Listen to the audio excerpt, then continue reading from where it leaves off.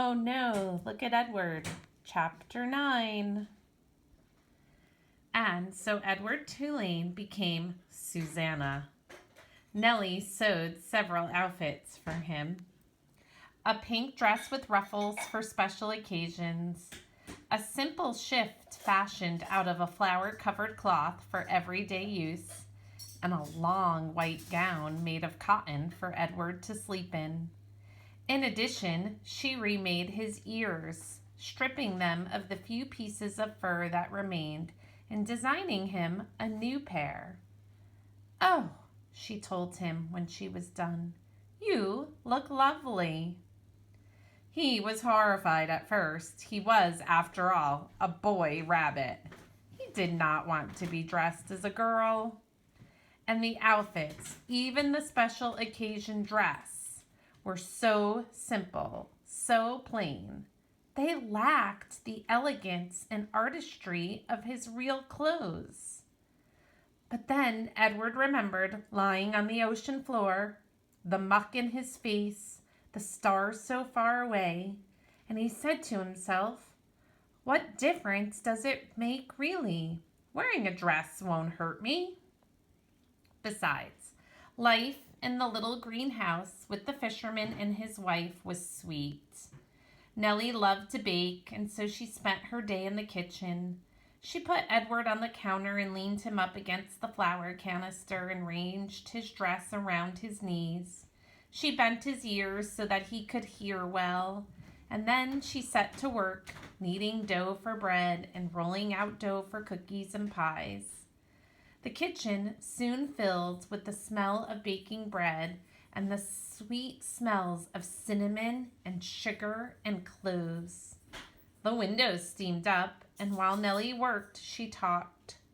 She told Edward about her children, her daughter Lolly, who was a secretary, and her boys Ralph, who was in the army, and Raymond, who had died of pneumonia when he was only 5 years old. He drowned inside of himself. Said Nellie, "It is a horrible, terrible thing. The worst thing to watch somebody you love die right in front of you and not to be able to do nothing about it. I dream about him most nights." Nellie wiped at her tears with the back of her hand. She smiled at Edward.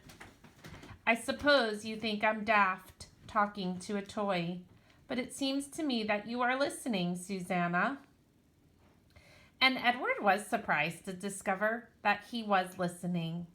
Before, when Abilene talked to him, everything had seemed so boring, so pointless. But now, the stories Nellie told stuck him as the most important thing in the world. And he listened as if his life depended on what she said. It made him wonder if some of the muck from the ocean floor had gotten inside his china head and damaged him somehow.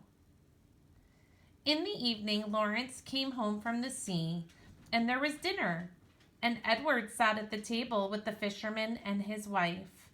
He sat in an old wooden height chair, and while at first he was mortified — a height chair, after all, was a chair designed for babies, not for elegant rabbits — he soon became used to it. He liked being up high, looking out over the table instead of staring at the tablecloth as he had at the Tulane household. He liked feeling a part of things. Every night after dinner, Lawrence said he thought he would go out and get some fresh air, and maybe Susanna would like to come with him. He placed Edward on his shoulder as he had the first night when he walked him through town, bringing him home to Nellie. They went outside, and Lawrence lit his pipe and held Edward there on his shoulder.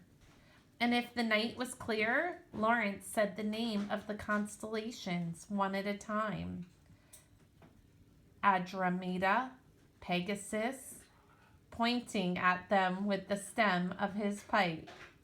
Edward loved looking up at the stars, and he loved the sound of the constellation names. They were sweet in his ears. Sometimes, though, staring up at the night sky, Edward remembered Pellegrina. She saw again her dark glowing eyes, and a chill would go through him. Warthogs, he would think, witches. But Nellie, before she put him to bed each night, sang Edward a lullaby.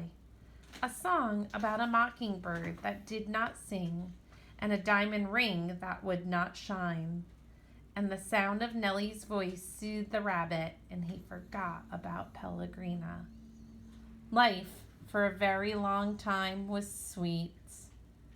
And then Lawrence and Nellie's daughter came for a visit.